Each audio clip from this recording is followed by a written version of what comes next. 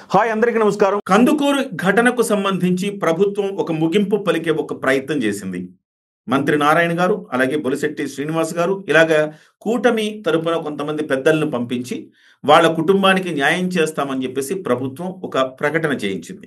అయితే అక్కడితో సద్దుమణుగుతుంది అని అనుకున్న నేపథ్యంలో దాన్ని రావణ కాష్టలాగా రగిలిస్తూనే పోవాలని కొంతమంది నిర్ణయించుకున్నట్టుగా కనపడుతుంది. ముఖ్యంగా 2014 నుంచి 2019 కాలంలో ఇంటెలిజెన్స్ చీఫ్గా పనిచేసిన ఏబి వెంకటేశ్వరరావు గారు ఆ రోజు ఇంటెలిజెన్స్ చీఫ్గా ప్రభుత్వానికి పనిచేయాల్సింది పక్కన పెట్టి తెలుగుదేశం పార్టీకి వైసీపీ నుంచి ఎమ్మెల్యేలని తెలుగుదేశం పార్టీలో చేర్పించి ఒక కార్యక్రమాన్ని ఆయన ఒక ఉద్యమంలో తీసుకున్నాడు. ఆ తర్వాత జరిగిన పరిణామాలు మనందరికీ తెలిసిందే. అయితే ఇప్పుడు ఏబి వెంకటేశ్వరరావు గారు స్వయంగా కల్పించుకొని దాసర్ రాము గారి మీద 153A కింద కేసు నమోదు చేయాలని చెప్పేసి ఆయన మాట్లాడుతున్నారు, డిమాండ్ చేస్తున్నారు. అలాగే మరికొంతమంది నాయకులు కూడా తెలుగుదేశం పార్టీకి సంబంధించిన కొంతమంది కార్యకర్తలు అంటారా, నాయకులు అంటారా, ఆ అధికారికంగా వాళ్ళతో పాటు ఉండే సామాజిక వర్గ నేతలు అంటారా, వాళ్ళందరూ కూడా ఇవాళ దాసర్ రాము అయితే ఏంటి, అలాగే చందు జనార్దన్ గారు వీళ్ళందరూ కూడా న్యాయం కోసం పోరాడినందుకు వాళ్ళ మీద కేసులు పెట్టి వాళ్ళను లోపల వేయించాలని ఒక ప్రయత్నం అయితే దిగ్విజయంగా చేస్తా ఉన్నారు. ఈ నేపథ్యంలో మనతో పాటుగా దాసర్ రాము గారు ఇప్పుడు లైవ్లో అందుబాటులో ఉన్నారు. ఏమిటిది దీనికి కులకోణం, అసలు వాళ్ళు ఎందుకు ఆపాదించాల్సి వచ్చింది, ఇవాళ ఏబి వెంకటేశ్వరరావు గారు మాట్లాడే మాటల్లో ఆంతర్యం ఏంటి అనేది మనం ఆయనతో మాట్లాడి తెలుసుకుందాం. సార్ రాము గారు నమస్కారం అండి. నమస్కారం. రాము గారు, ఇవాళ మీరు సరే జరిగినంత జరిగింది, కానీ ప్రభుత్వం దీనికి ఒక ముగింపు కార్డు పలకాలని భావించినప్పటికి కూడా ఏబి వెంకటేశ్వరరావు లాంటి వాళ్ళు ముఖ్యంగా మిమ్మల్ని టార్గెట్ చేస్తూ ఉన్నారు. 153A కింద మిమ్మల్ని కేసులు నమోదు చేసి మిమ్మల్ని మీరేదో సమాజంలో ఉద్రిక్తత సృష్టించడానికి ప్రయత్నం చేశారని చెప్పేసి మిమ్మల్ని అరెస్ట్ చేయాలని ఆయన స్టేట్మెంట్ ఇచ్చారు. ఎట్లా స్పందిస్తున్నారు దాని మీద మీరు? అంటే వాళ్ళు ఎట్లా ఉంటుందంటేనండి, ఆయన ఏవి వెంకటేశ్వరరావు గారికి ఆయన కొంచెం తన కులం మీద అభిమానం ఎక్కువ ఉంటే పర్వాలేదు, కానీ ఎదురు కులాల మీద ద్వేషం ఉండకూడదు. ఆయనకి కాపు కులం మీద కొంత ద్వేషం ఉన్నట్టుంది. ఆయన్ని కుల పిచ్చి అనరు, కుల ఉన్మాది అంటుంటారు. ఆయన కమ్మ క్యాస్ట్ లో మరి అతనికి ఆ తీవ్రత ఉందని చెప్పుకుంటుంటే వింటమే మేము. తర్వాత మరి ఆ పరిణామాల్లో నెక్స్ట్ జగన్మోహన్ రెడ్డి గారి గవర్నమెంట్ లో మరి ఈయన్ని పూర్తిగా పక్కన పెట్టడం, అంటే మరి ఏమేమి జరిగిన సంఘటన మాకు జరిగింది తెలియదు, కానీ మొన్న మాత్రం ఆయన చాలా అసహనంతో, చాలా బాధతో ఆయన అంటే కాపులకి కొంచెం ఏదో ప్యాకేజీ సహాయం ప్రకటించగానే ఆయన చాలా తీవ్రమైన, అంటే అదేదో వ్యక్తిగతమైన ద్వేషం ఉన్నట్టుగా నన్ను వాడని సంబోధిస్తూ, మరి ఆయన సొమ్ముని నేను తిన్నానేమో నాకు అర్థం కాల, వాడు అని సంబోధిస్తూ ఇలా రెచ్చగొడితే ఎలా పడతారా, రెచ్చగొడితే మీరు ఊరుకుంటారా, కేసులు పెట్టరా, మీరు ఇలా ఎవరికి పడితే వాళ్ళు డబ్బులు పంచుకుంటూ పోతారా, ఇట్లా అని అతను మాట్లాడటం. పనికిమాలిన సంఘాలు, పనికిమాలిన మనుషులు, అంటే కాపు సంఘాలు అతనికి, అంటే కాపులో మనుషుల్లా కనపట్ల అతనికి. దగ్గరుండి గెలిపించాం కదా, గెలిపించినందుకు మరి గెలిపించిన తర్వాత మంచి గౌరవంగా రిటైర్ అయ్యాడు, శుభ్రంగా ఓపీ హౌసింగ్ కార్పొరేషన్ చైర్మన్ తీసుకున్నాడు, 4 లక్షలు నెలకు 4 లక్షలు జీతం తీసుకుంటున్నాడు రిటైర్ అయిన తర్వాత కూడా. ఎవరు కష్టం ప్రభుత్వం ఇది? మా అందరి కష్ట ప్రభుత్వం ఇది, మా అందరి కష్ట ప్రభుత్వం. ఆయన కూడా కోర్టులో తట్టుకోలేక, జగన్ తట్టుకోలేక ఎటో పారిపోయి కోర్టు కేసు చుట్టూ తిరిగితే టీడీపీ పార్టీ వాళ్ళు ఎక్కడెక్కడ తట్టుకోలేక వాళ్ళు నిలబడలేని పరిస్థితుల్లో మేమందరం గుండె ధైర్యంగా మూర్ఖంగా జగన్మోహన్ రెడ్డి ప్రభుత్వం మీద నిలబడి ఆ కూటమి గెలుపు కారణమైన మా అందరి కష్టంతో వచ్చిన ప్రభుత్వంలో ఈరోజు ఆయన ఎంజాయ్ చేస్తున్నాడు. మరి ఆ మాత్రం మా మీద దాడి చేసి మాకు నష్టం చేయకపోతే ఎట్లా? అయినా మా మీద ఆ మాత్రం ద్వేషం పెంచుకోవద్దు, కక్ష పెంచుకోవద్దు మా మీద. ఆయన అది సహజ సిద్ధంగానే ఉంది అతనికి. దాని మీద మొన్న చాలా ఉక్రోషంగా వ్యక్తిగతమైన ద్వేషంతో మాట్లాడిన భాషగా అతను మాట్లాడాడు. దాన్ని కూడా సీరియస్ గా తీసుకోవచ్చు, కానీ అతన్ని ప్రభుత్వమే పక్కన పెట్టేసింది. ఇప్పుడు తెలుగుదేశం పార్టీ కానీ ప్రభుత్వం కానీ అతను గతంలో ఉన్నంత ప్రాముఖ్యత, ఎందుకంటే 2019లో ఇతను ఏబి రాధాకృష్ణ వీళ్ళందరి మాటలు వినే నేను వీళ్ళందరూ సలహాలు సూచనలు తీసుకొని అంత గౌరవంగా దెబ్బతిన్నానని చంద్రబాబు నాయుడు డైరెక్ట్ చాలా మందితో చెప్పాడు. ఆ మాట చెప్పి వీళ్ళకు నమస్కారం పెట్టి దూరంగా ఉంచడం మొదలు పెట్టాడు వీళ్ళందరినీ కూడా. అందుకని మొన్న ఎలక్షన్ అప్పుడు వీళ్ళందరి మాట ఎలా అతను సొంతంగా వ్యూహంగా పవన్ కళ్యాణ్తో మాట్లాడుకున్నాడు, బీజేపీ పెద్దలతో మాట్లాడుకున్నాడు, ఒక పద్ధతిగా వెళ్ళాడు ఎలక్షన్. అతను తెలివితేటలతో ముందుకు పోయాడు, అదృష్టం సక్సెస్ అయ్యాడు ఆయన. అందరి సహకారం అందింది. ఈరోజు కేంద్ర ప్రభుత్వం నుంచి కూడా మంచి సహకారం ఉంది, రాష్ట్రానికి కావాల్సిన డబ్బులు వస్తున్నాయి, అన్ని బాగున్నాయి వాళ్ళకి. అతనికి వీళ్ళ మాట విని నేను దెబ్బతిన్నాను మైండ్ లో ఉంది. ఇతను ఎక్కడ ఎంటర్టైన్ చేయట్లా. అందుకని ఇతను ఈ మధ్య ఏదో పొలిటికల్ పార్టీ పెడతానంటాం, ప్రభుత్వం మీద సెటైర్ లేయటం ఇవన్నీ చేస్తున్నాడు. ఇప్పుడు కూడా లేటెస్ట్ గా బహుశా మా మీద ద్వేషం, మా కాపు జాతి మీద ద్వేషం, మేమంటే చులకన. నెక్స్ట్ చంద్రబాబు నాయుడు గారితో ఆయన వ్యక్తిగత వైరం ఏముందో తెలియదు, కానీ దాంతో ఆయన ఏదో కొన్ని పదాలు అయితే మాట్లాడాడు. నేను చెప్తుంది ఒకటే, కులాలను రెచ్చగొట్టారు, రాజకీయాలు రెచ్చగొట్టారంటే మీరు ఇంటర్వ్యూ మీతో చాలా తర్వాత ఇదే నేను మాట్లాడటం విషయం చెప్పాలా. కులాలను రెచ్చగొట్టారు, రాజకీయాలను రెచ్చగొట్టారు, రాజకీయంగా తీసుకొస్తున్నారని అంటే ఒకసారి అసలు మనుషులుగా ఆలోచించండి, మానవత్వంగా ఆలోచించండి.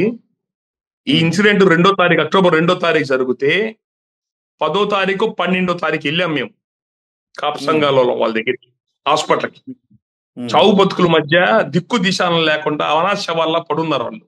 ఒకటి నడువులు పడిపోయి, వెన్నెం కిరిగిపోయి నడువులు పడిపోయి, ఒకడు వెంటిలేటర్ మీద కోమాలో ఉండి ఆ పరిస్థితిలో ఉంటే అప్పుడు పోయాం మేము. ఎందుకు వెళ్ళాం అప్పుడు కూడా?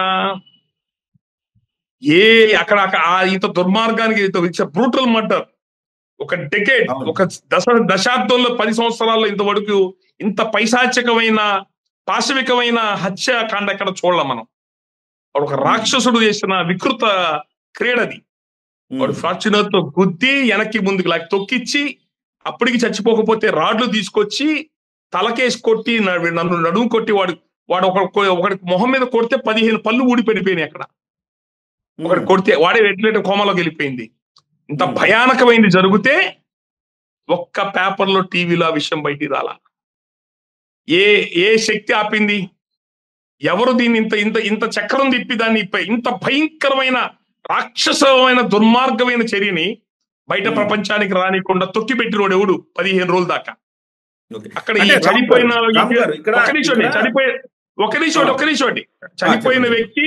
చనిపోయిన వ్యక్తి దెబ్బలు తగిలిన వ్యక్తులు అందరూ కూడా టీడీపీ కార్యకర్తలే. వాళ్ళే జనసేనలు, వేరే పార్టీ కాదు. వాళ్ళు ఆ పక్క ఊరే ఎమ్మెల్యేది, పక్కూరే. అతను 10 రోజుల్లో 3 శుభకార్యాలు తిరిగాడు చుట్టుపక్కల గ్రామాలకి. వాళ్ళ ఇంటికి మేము వెళ్ళి ప్రెస్ మీట్ పెట్టి రాష్ట్రంతో గగ్గోలు ఎత్తిందో ఆ ఇంటికి వెళ్ళాడు. 15 రోజులకి వెళ్ళాడు. ఎమ్మెల్యేని ఏ శక్తి ఆపింది ఆ విధంగా? అంటే మీకున్న రాజకీయంతో, అంటే ఎమ్మెల్యే మావోడు, ఎస్ఐలు మావోళ్ళు, ప్రభుత్వం మాది అని ఈ ఎమ్మెల్యే చేత ఒత్తిడి తీసుకొచ్చి డిపార్ట్మెంట్ మీద యాక్సిడెంట్ కేసు కింద కట్టండి అని, గొట్టిపాటి రవి ఆయన ఒంగోలు జిల్లా మంత్రి, ఆయన చేత యాక్సిడెంట్ కేసు కింద కట్టమని ఒత్తిడి చేసి, నానా గందరగోళం, ఎక్కడ టీవీలో రానికుండా, ఎక్కడ బయటికి వ్యవహారం రానికుండా, హాస్పిటల్లో పడున్న వాళ్ళని ఎవరు ఫోన్ చేసి ఎట్లా ఉందని డాక్టర్లు కూడా అడగలేదంటండి. కనీసం పోలీసు వాళ్ళు కానీ, పార్టీ వాళ్ళు కానీ ఫోన్ చేసి వాళ్ళు ఏ పరిస్థితుల్లో ఉన్నారయా, కోమాలో ఉన్నావు తీసుకొచ్చాం గుంటుకి, వాళ్ళు చావు బతుకులు ఎట్లా ఉన్నారని కూడా ఫోన్ చేసి అడగల అక్కడ డాక్టర్ని. ఇంత భయంకరంగా ఉంటే ఇదేంటిది?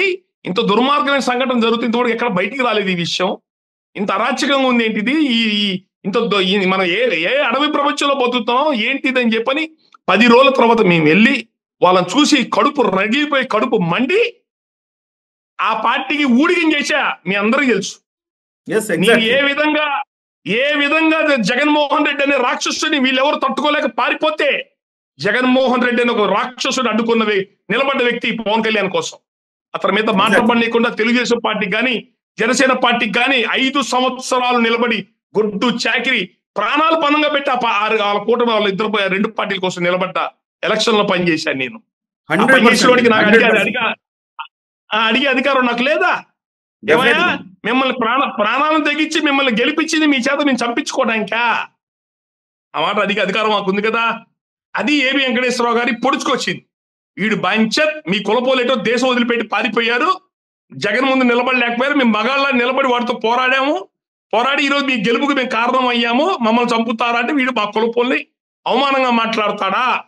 వీడు సంగతి తేల్చాల్సిందే అని వ్యక్తిగత కక్ష పెంచుకున్నాడు నా మీద. ఏం పర్వాలేదు, దానికి ఎక్కడ దాకా తీసుకెళ్లాలో అంత దాకా తీసుకెళ్లే శక్తి నాకు ఇచ్చాడు. జగన్మోహన్ రెడ్డి లాంటి ఢీ కొన్నోడిని నాకు పెద్ద కష్టమేం కాదు. మిగతా ఢీ కొంటాం, అన్యాయాన్ని ఢీ కొంటాం, ఎంత దూరమైన వెళ్ళగలిగిన శక్తి నాకు ఇచ్చాడు దేవుడు. నేను వెళ్ళగలుగుతాను. నేను మళ్ళీ చెప్తున్నాం, దయచేసి మళ్ళీ చెప్తున్నాం మీ ద్వారా, ఇది హాస్పిటల్లో అక్కడికి వెళ్ళి అందరూ కాపు సంఘాల అందరూ కలిసి వెళ్ళి వాళ్ళ పరిస్థితి చూసి, హృదయ విదారకమైన పరిస్థితి వాళ్ళ పరిస్థితి. ఎమ్మెల్యే పట్టించుకోకపోవటం లేదు, ఆర్థికంగా వాళ్ళ పరిస్థితి ఏంటో తెలియదు, పోలీసు వాళ్ళు కేసు లోపభూయిష్టంగా ఉంది, వాళ్ళు కోమాల నుంచి బయటకు వచ్చిన దగ్గర వాంగ్మూలం తీసుకోలేదు, అక్కడ సీన్ ఆఫ్ అఫెన్స్ ఉన్న ఏరియాలో 10-12 రోజులకు కూడా చచ్చిపోయిన అతని దెబ్బలు తగిలిన చెప్పులు, ఆ bike parts, car spare parts, car యొక్క పార్ట్స్ అన్ని అలా చల్లా చెదిరిపడి ఉన్నాయి.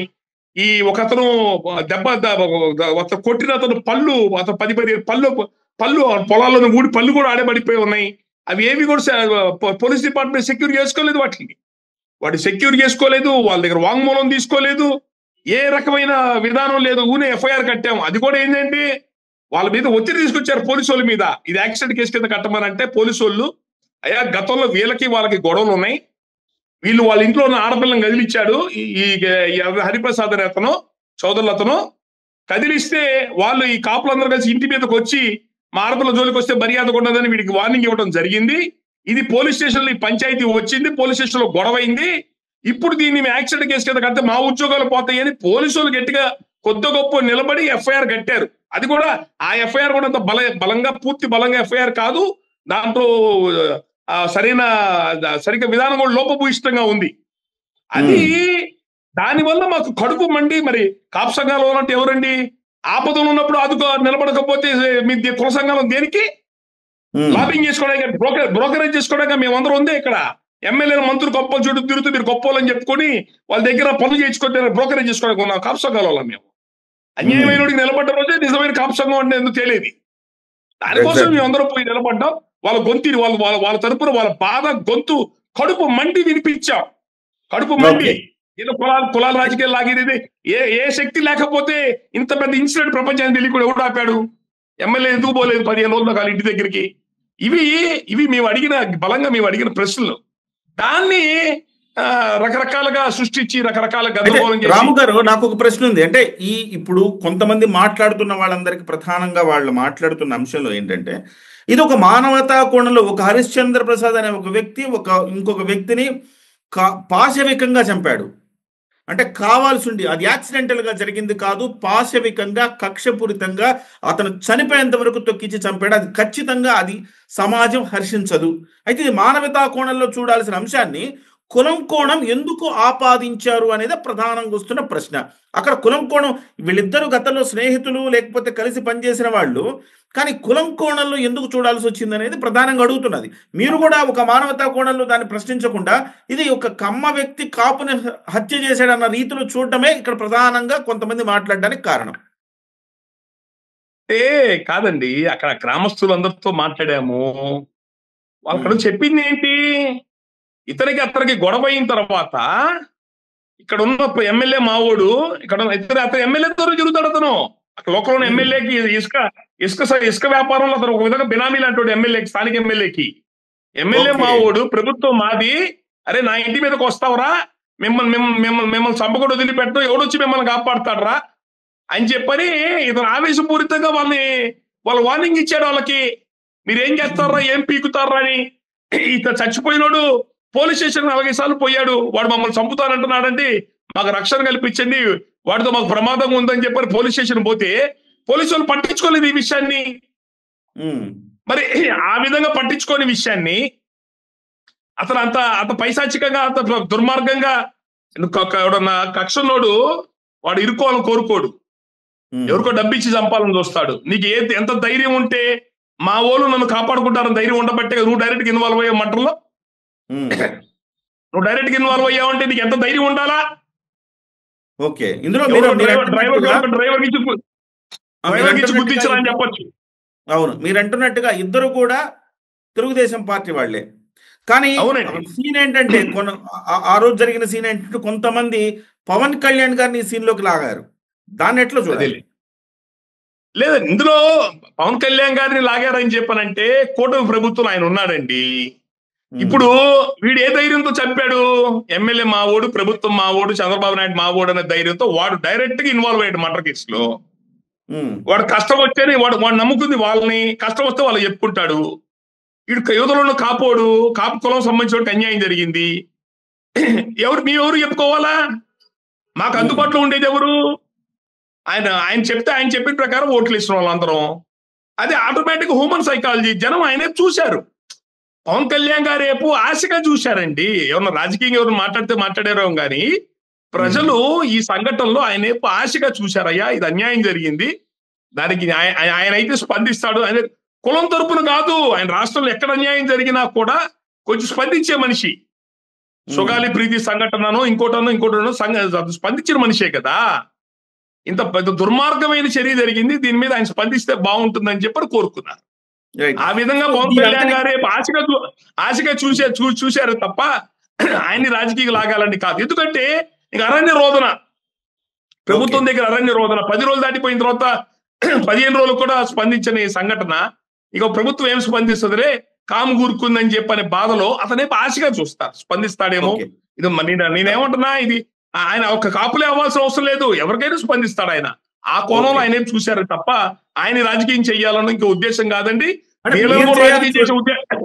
మీరు చేయాలని చూడకపోయినా దీన్ని ఒక అవకాశంగా తీసుకుని వంగవీటి నరేంద్ర లాంటి వాళ్ళు, వైసీపీ నాయకులు దీన్ని కాపుల కోణంలో చూపించి పవన్ కళ్యాణ్ గారిని డిఫేమ్ చేయడానికో లేకపోతే ఈ కూటమిలో చిచ్చు పెట్టడానికో ప్రయత్నం చేశారనేది ప్రధానంగా అభియోగం.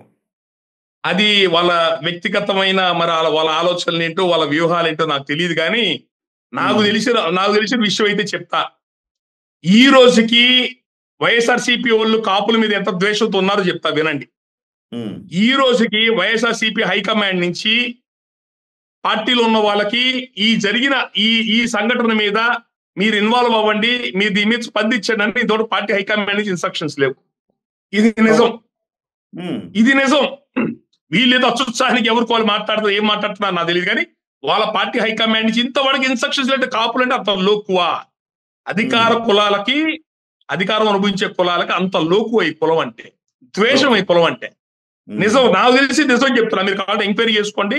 పార్టీ నుంచి ఇంతవరకు ఇన్స్ట్రక్షన్స్ లేవు. ఎవరన్నా వచ్చినా వేరే నాకు తెలిసి తోట తిరుమతులు కృష్ణమోహన్ గారు వెళ్ళారు, ఎక్కడ అసభ్యకరమైన పదాలు మాట్లాడాల, అయ్యా వాళ్ళ కష్టం ఏదో విని వాళ్ళకి న్యాయం చేయనే పదమే వాడారు వాళ్ళు, అంతే. అంత మించి ఎక్కువ మాట్లాడలేదు. వాళ్ళు కూడా చెప్పారు మేము స్వచ్ఛందంగా కులపోలం కాబట్టి వచ్చామనే మాట అన్నారు వాళ్ళు. అంతేగాని వాళ్ళు ఇంకా మిగతా వాళ్ళు ఎవరు ఎట్లా మాట్లాడతారో అన్నది అది మేము కాపు సంఘాలలో మీరు నిర్దేశించలేం కదండి. రాజకీయ నాయకులు వాళ్ళు ఎక్కడికి ఏ పార్టీలో ఉంటారు మీరు నిర్దేశించలేం కదా ఆ విషయాల్ని. అయితే పవన్ కళ్యాణ్ గారిని జనం మాత్రం కోరుకున్నారు, ప్రజలు మాత్రం ఆయన అన్నిటికీ స్పందించే మనిషి కాబట్టి దీనికి కొంచెం ఆయన పట్టించుకుంటే న్యాయం జరుగుతుందని కోరుకున్నారు, అంతే. ఓకే, నిన్న జరిగిన దాంట్లో కూడా, నిన్న జరిగిన కాపు సంఘాల సమావేశానికి సంబంధించి కూడా తోట త్రిమూర్తులు రావడంతో కొంచెం వైసీపీ కలరింగ్ వచ్చింది. చివరికి ఆయన వివరణ కూడా ఇచ్చుకోవాల్సి వచ్చింది.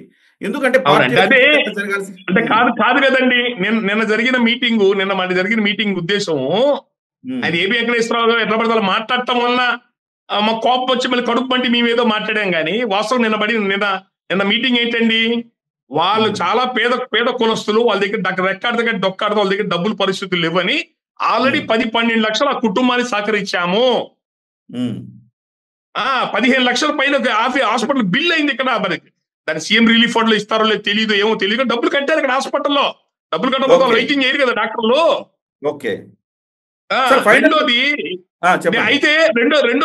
రెండోది నిన్న మీటింగ్ యొక్క ప్రధాన ఉద్దేశం అన్ని సంఘాల పెద్దలందరినీ పిలిచి వీళ్ళకి ఇంకేమైనా ఆర్థిక సహాయం చేయడానికి అవకాశం ఉంటుందేమో అని మేము కూర్చున్నాం. నిన్న ప్రధాన ఉద్దేశం అదే సార్. ఒకటే చెప్తున్నాం,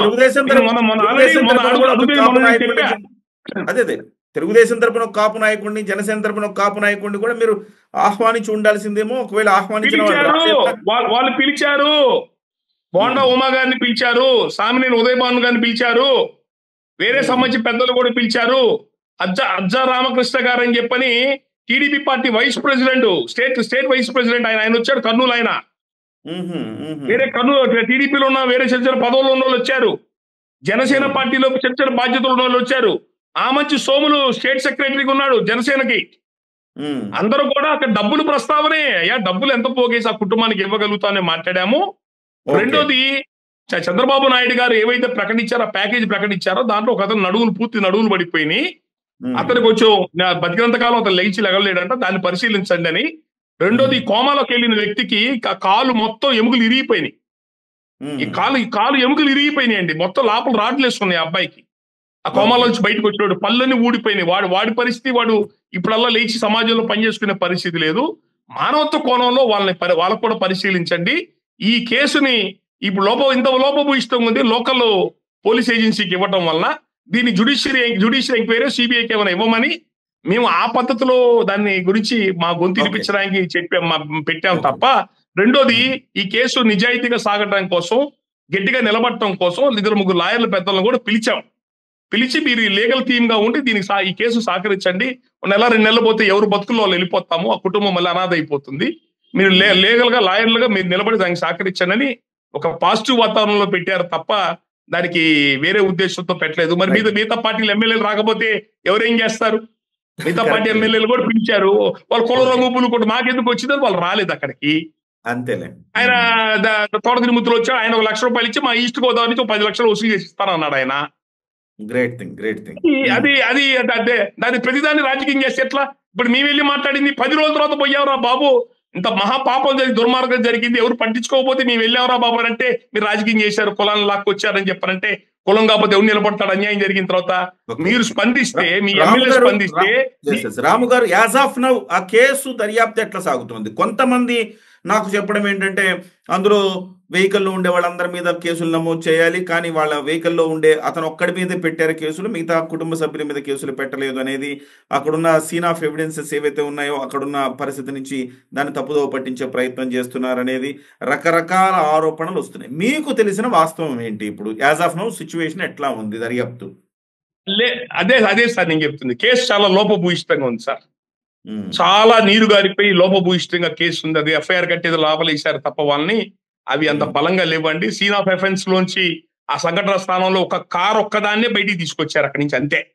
ఆ కార్ని ఇరిగిపోయిన బైక్ ఒక్కదాన్నే అక్కడి నుంచి తీసుకొచ్చి పోలీస్ స్టేషన్ లో పెట్టినట్టున్నారు. అది కూడా కారు అక్కడి నుంచి వేసుకుని వెళ్ళిపోయేవాళ్ళేమో. టైర్ బరస్ట్ అయ్యి ఎయిర్ బ్యాగ్స్ రిలీజ్ అయ్యి స్టీరింగ్ స్ట్రక్ అయిపోతే ఆ కార్ అక్కడ వదిలిపెట్టి వాళ్ళు వేరే వెహికల్ ఏదో ఫోన్ చేసి పిలిపించుకొని దాంట్లో వెళ్ళిపోయారు నిందితులంతా కూడా. అది ఆ కారణంలో బైక్ ఏదో తీశారు, కానీ అక్కడ సీన్ ఆఫ్ ఎఫెన్స్ లో మిగతా సాక్ష్యాలు సరిగ్గా కలెక్ట్ చేయలేదు. ఎవరైతే కోమాల నుంచి బయటకు వచ్చాడో వాడి దగ్గర వాంగ్మూలమే తీసుకోలేదు ఇన్ని రోజులు కూడా. ఇంతవరకు ఆ కేసుని ఎక్కడ సరైన పద్ధతిలో దాదాపు 7-8 మంది ముద్దాయిలు ఉన్నారు. కారులోనే 3-4 మనుషులు ఉన్నారు ఇతనితో పాటు కారులో. వీళ్ళు కాకుండా ఇతనితో మీ పోలీస్ స్టేషన్ లో ఈ పంచాయతీ జరిగింది ఎప్పుడు? సెప్టెంబర్ 28వ తారీఖున. అక్టోబర్ 2 ఇన్సిడెంట్ జరిగింది. ఈ మధ్య కాలంలో ఇతనితో కంటిన్యూగా ఫోన్ కాంటాక్ట్ లో ఉన్నారు కొంతమంది. ఇతన్ని రెచ్చగొడుతూ, నీకెందుకు నువ్వు కానిచ్చారా, ఎవడు మన జోలికి వచ్చేవాడు ఎవడున్నాడ్రా, మన అరెస్ట్ చేసేవాడు ఎవడున్నాడ్రా, మన ప్రభుత్వం అని చెప్పి ఇతన్ని ఇండైరెక్ట్ గా రెచ్చగొట్టి ఇతని చేత ఇంత అల్లరి చేయించిన వాళ్ళు వేరే ఉన్నారు. వాళ్ళు ఎవరు పేర్లు రాలేదు. 7-8 మంది ముద్దాయిలు కనపడకుండా దీనిలో ఉన్నారు. వాళ్ళు ఎవరు ఇంతవరకు దీనిలో రాలేదు. ఇది లోపభూయిష్టం ఉంది కాబట్టి మేము న్యాయబద్ధంగా ఒకటే చెప్తున్నాం. ముఖ్యమంత్రి గారు ఇనిషియేటివ్ తీసుకుని బయటకు వచ్చిన దాన్ని మేము హర్షిస్తున్నాం. అదే మసిముసి మామిడికాయ చేసుకోవద్దు, తప్పుదోవ పట్టించద్దు. నిజాయితీగా మానవతా కోణంలో ఒక కుటుంబం మొత్తం అన్యాయం అయిపోయింది కాబట్టి మానవతా కోణంలో ఆ కుటుంబానికి సంబంధించి మీరు మీ పార్టీ తరఫున ఎంతో మందికి ఎన్నో చేస్తుంటారు. వాళ్ళకి ఏదో మన ఆ భూముల గురించే మాట్లాడాం. ఆ ఇచ్చే భూములు ఏదైనా పండే భూములు ఇవ్వండి, ఎస్ఐన్ భూములు ఎక్కడ ఊరు బయట. ఇప్పుడు ప్రకాశం జిల్లా కందుకూరు అంటే అది ఎడారి ప్రాంతాలండి, అడవి ప్రాంతాలు. ఆడ ఎంత ఉంటుంది ఎకరం? 1 లక్ష ఉంటుంది, 50,000 2 లక్షలు ఉంటుంది అక్కడ ఎకరం. మళ్ళాగే కోట్లు ఉంటాయి అక్కడ రేట్లు ఏమన్నా.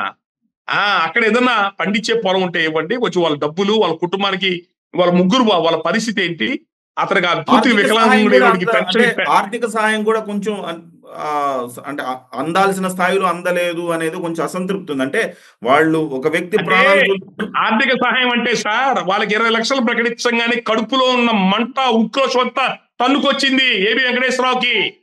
కడుపులో మంట, కాపు జాతి మీద ఉన్న కసి మొత్తం కక్కాడు. ఏందా నువ్వు ఇచ్చేది 20 లక్షల రూపాయలు?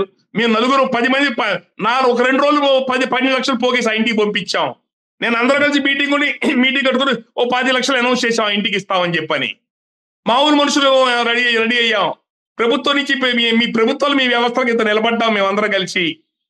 కొద్ది ప్యాకేజీ ప్రకటించగానే కడుపులో ఉన్న మంటంతా కక్కేశాడు.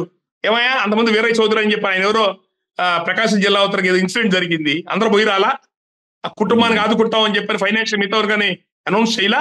ఆ రోజు చెప్పపోయావు ఇవన్నీ కూడా. కోనేరు హంపికి 4 ఎకరాలు 5 ఎకరాలు కోట్ల రూపాయలు ఖరీదు చేసి భూమి ఇచ్చే కోనేరు హంపికి ఏం జరగట్లేదు ఏంది ఏమన్నా? రామోజీరావు గారికి ఏమన్నా శ్రద్ధాంజలి కట్టిస్తూ ఏదో వాళ్ళ అంజలి కట్టించడానికి దానికి దీనికి కోట్లు ఖర్చు పెట్టారు. ఏ బడ్జెట్ లో పెట్టారు ఈ డబ్బులన్నీ? ఏ జీవోలు ఇచ్చారు వీటన్నిటికీ? ఇప్పుడు రాజధాని బసవతారక హాస్పిటల్కి మిగతా వాటికి వాళ్ళెవరో క్రికెట్ టీం కానీ అసోసియేషన్స్ కానీ వాళ్ళకని వీళ్ళకని ఎకరాలు రాజిస్తున్నారు. ఏ జీవోల ప్రకారం ఇస్తున్నారు ఇవన్నీ? ఏమయ్యా మీ ఓళ్ళకి ఇచ్చేటప్పుడు ఏమో నీకేం గుర్తుకురావు, కనపడవు. ఒక పేద రైతులు కిందికి గుడ్డకు లేని వాళ్ళు, ఇల్లు గడవని వాళ్ళకి రోడ్డు పడిపోయి అన్యాయమే రోడ్డు పడిపోయి వాళ్ళకి ఏదో ప్రభుత్వం కొద్ది ప్రకటించగానే నీ ఈ కులం మీద ఉన్న కక్ష అంతా మొత్తం నీ విషాన్ని కక్కి పారేశాడే. నువ్వు ఇచ్చే 20 లక్షల్లో 10 లక్షలు మేము ఊరికి మేము పంపించాం కదా హాస్పిటల్ ఖర్చుల కింద. బతుకుతున్నావా? ఇది మానవత్వ కోణంతో, ఇది ప్రభుత్వం మానవత్వ కోణంతో చేయాల్సిన ఇష్యూస్ ఇవన్నీ కూడా. అన్ని రకాల లాంటిది కాదు కదండి. ప్రజల్లో ఇందుకు ఆగ్రహవేశాలు ఎందుకు వచ్చింది ఈ విషయంలో చెప్పండి. ఎగ్జాక్ట్లీ సార్, ప్రజల్లో ఇంత ఆవేశం ఎందుకు వచ్చింది? డెఫినెట్ గా సార్. అంటే ఫైనల్ గా మీరు ప్రభుత్వం నుంచి ఇంకా ఏమన్నా డిమాండ్ చేస్తున్నారా? ఇవాళ ప్రభుత్వం స్పందించిన తీరు తర్వాత ఇవి కాకుండా ఇంకా ఏమన్నా అడగదలుచుకున్నారా? ఏమన్నా చెప్తున్నారా? సార్ ఒకటే, ఎవరైతే కాపు సంఘాలు, ఎవరైతే మాతో పాటు ఎవరైతే ఈ విషయంలో పనిచేస్తున్న వాళ్ళు, ఎవరి మనసులో ఎటువంటి చెడు ఉద్దేశం లేదు, దురుద్దేశాలు లేవు. మేము దీన్ని రాజకీయం చేయాలన్నా ఇంకేదో చేయాలన్నా మాకు ఎవరు ఉద్దేశాలు లేవు. ఏ రాజకీయ పార్టీలు వచ్చి మమ్మల్ని నడిపించే పరిస్థితులు లేరు. అమ్ముడు పోయేవాళ్ళు మీరు అమ్ముడు పోతారు, డబ్బుకి అమ్ముడు పోయేవాళ్ళు మీరు ఎవరు అమ్ముడు పోతారేమో, చెప్పేవాళ్ళందరూ అమ్ముడు పోతారేమో.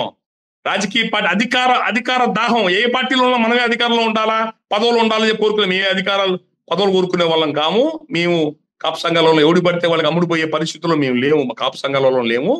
మేమే ఇంకా ఆ కుటుంబాన్ని ఆదుకోవడానికి ఆర్థికంగా సహకరించాం, ఆ కుటుంబానికి అందరం కలిసి నిలబడి సహకరించాం. దీన్ని రాజకీయం చేసే ఉద్దేశం మాకెవరికి లేదు. కావాలని చెప్పని డైవర్ట్ చేయడానికి పిచ్చి పిచ్చి రకరకాలుగా మాట్లాడితే మాత్రం తర్వాత ఇబ్బంది పడతారు. మళ్ళీ ఎలక్షన్స్ వస్తాయి. నీ 4 రోజులు మురిపిప్పు కాదు, మళ్ళీ ఎలక్షన్స్ వస్తాయి. వచ్చినప్పుడు ఎన్ని గుర్తు పెట్టుకుంటారు అందరూ. మేము కూడా గుర్తు పెట్టుకుంటాం. ఇలాంటి విషయాలన్నిటి జనం గుర్తు పెట్టుకుంటారు అనవసరంగా. మేము రాజకీయం చేయదలుచుకోలేదు. మేము నిజాయితీగా ఎటువంటి దురుద్దేశం లేకుండా చెప్తున్నాం. ప్రభుత్వం స్పందించింది, చంద్రబాబు నాయుడు గారు ముందుకు వచ్చారు. మీరు దయచేసి పోలీస్ వ్యవస్థ తరపున లోపభూయిష్టంగా ఉంది, జ్యుడిషియల్ ఎంక్వైరీ, సిబిఐ ఎంక్వైరీ వేయండి ఈ కేసు విషయంలో. ఇది పైశాచికమైన, పాశవికమైన, ఇట్స్ బ్రూటల్ మర్డర్. ఆ మిగతా ఇద్దరిని కూడా చంపాలని ప్రయత్నం చేశారు. వాళ్ళు కొద్దిగా వాళ్ళకి ఏదో ఆయుష్ ఉండి బతుకున్న జీవోత్సవాలే వాళ్ళు అట్లా అయిపోయారు వాళ్ళు. కాబట్టి కేసు విషయాల్లో నిజాయితీకి ముందు నడపండి. వాళ్ళ ప్యాకేజీ మీరు ఇస్తారా, ప్యాకేజ్ ఏదైతే ఉందో కొంచెం వాళ్ళకి పండే భూములు ఇవ్వండి. రెండోది, మిగతా హాస్పిటల్లో ఇద్దరు పరిస్థితి కూడా ఎట్లా ఉందో పరిశీలించి వాళ్ళకి ఆర్థిక సహాయం, డబ్బులు సహాయం కానివ్వండి. ఏదైనా ఉద్యోగం, ఏదైనా కాంట్రాక్ట్ బేస్ ఇస్తారో, ఇంకో ఉద్యోగం ఇస్తారో, పెన్షన్లు ఇస్తారో, వాళ్ళకి మానవతా దృక్పథంలో వాళ్ళకి చేయాల్సిన న్యాయబద్ధంగా వాళ్ళకి చేయగలిగింది ఏదో చేసి పెట్టమని చెప్పని మేము అడుగుతున్నాం. అట్లాగే మేము చేస్తాం. మేమందరం కూడా ఉండే మాటలు చెప్పకుండా మేము కూడా 10 మంది నిన్న మేము మీటింగ్ పెట్టుకుంది కూడా కేవలం వాళ్ళకి ఆర్థిక సహాయం చేయడం కోసమే మేము మీటింగ్ పెట్టుకున్నాం. ఇప్పుడు ప్రభుత్వాన్ని కూడా మేము నిజాయితీగా మాట్లాడుతున్నాం. మీకేమైనా దీని ఇష్యూ పెంచాలనో, ఇంకేదైనా గొడవలు చేయాలనో, దీన్ని ఇంకో రకంగా డైవర్ట్ చేయాలంటే అది మీ ఇష్టం. తర్వాత దాని పరిణామాలు చాలా తీవ్రంగా ఉంటాయి. చాలా రకరకాలు పోతే, నెగిటివ్ పోతే వాళ్ళు చాలా ఇబ్బందులు పడతారు రకరకాలుగా. మేము చాలా చెప్తున్నాగా, దీంట్లో ప్రధానంగా ఉన్న మనుషులు మేము చెప్తున్నాం కదా, మాకు ఎవరికి రాజకీయం చేసే ఉద్దేశం లేదు, వేరే రకంగా తీసుకెళ్లాలేదు. దీన్ని ప్రభుత్వం చిత్తశుద్ధిగా నిజాయితీగా ముందుకు తీసుకెళ్ళండి. ఆ కుటుంబానికి ఆర్థికంగా న్యాయం చేయండి. వాళ్ళకి అన్యాయం జరిగింది, ఆ కేసు విషయాల్ని నిజాయితీగా కేసు నడిపి ఆ దోషులు, దుర్మార్గులు ఎవరైతే ఉన్నారో వాళ్ళ మీద కఠినమైన శిక్ష పడేటట్టు చూడండి. ఇంకెవరు కూడా ఇట్లాంటి పనులు చేయకుండా, ఇంకెవరు కూడా మమ్మల్ని ఎవడేం చేస్తాలే, నాకు డబ్బు ఉంది, నాకు అధికార బలం ఉంది, వెనకాల నాకు తెలిసిన వాళ్ళు ఉన్నారులే అన్న అహంకారంతో ఎవడు కూడా ఇట్లాంటి పనులు చేయడానికి ధైర్యం చేయకుండా ఉండేటట్టుగా ప్రభుత్వం సరైన చర్యలు తీసుకోవాలని నేను కోరుకుంటున్నాను తప్ప ఇంతకంటే దీన్ని రాజకీయం చేయాలనో వేరే వాడుకోవాలన్న ఉద్దేశం మాకు ఎవరికి లేదు. ఒక విధంగా మేము అందరం కూడా మొన్న వాళ్ళ కూటమి గెలిపించడానికి పనిచేసిన వాళ్ళమే. మీరు సరిగ్గా పద్ధతిగా నిజాయితీగా ప్రభుత్వాన్ని నడుపుకోండి, ప్రజల మన్నలు పొందండి. Right sir, thank you very much Dasaramu గారు. దాసరాము గారు కిరణ్ టీవీలో అనేక ఇంటర్వ్యూలు ఇచ్చారు. ప్రతి ఇంటర్వ్యూలో కూడా దాసరాము గారు చాలా నిజాయితీగా కష్టపడి పనిచేశారు. జనసేన పార్టీ పోటీ చేసిన నియోజకవర్గాలే కాదు, తెలుగుదేశం పార్టీ, బీజేపీ పార్టీలు పోటీ చేసిన నియోజకవర్గాల్లో కూడా వెళ్ళి కూటమి పార్టీకి ఆయన నిజాయితీగా ఆయన సపోర్ట్ చేసిన వ్యక్తి. సో ఆయన మీద ఈ రకంగా ఏబి వెంకటేశ్వర లాంటి వాళ్ళు మాట్లాడడం అనేది ఖచ్చితంగా ఖండించాల్సిన అంశమే. మరి దీని మీద తెలుగుదేశం పార్టీ ఖచ్చితంగా అలా మాట్లాడేందుకు ఆయన మీద చర్యలు తీసుకోవాలి. చాలా వ్యాలిడ్ పాయింట్లు చెప్పారు దాసరాము గారు. ఒక రామోజీరావు లాంటి వాళ్లకు కోట్ల రూపాయలు ఖర్చు పెట్టి నివాళులర్పించే సమయంలో ఒక బాధిత కుటుంబానికి పరిహారం ఇస్తే ఏడిస్తే అది చాలా దారుణమైన అంశం. వీటన్నిటి మీద కూటమి ప్రభుత్వం ఖచ్చితంగా మానవతా సహృదయంతో, మానవతా దృక్పథంతో మంచి నిర్ణయాలు తీసుకోవాలని, కేసు దర్యాప్తు నిజాయితీగా జరగాలని వాళ్ళు కోరుకుంటున్నట్టుగా డెఫినెట్‌గా ప్రభుత్వం స్పందించాల్సిన అవసరం ఉంది. నమస్తే అండి.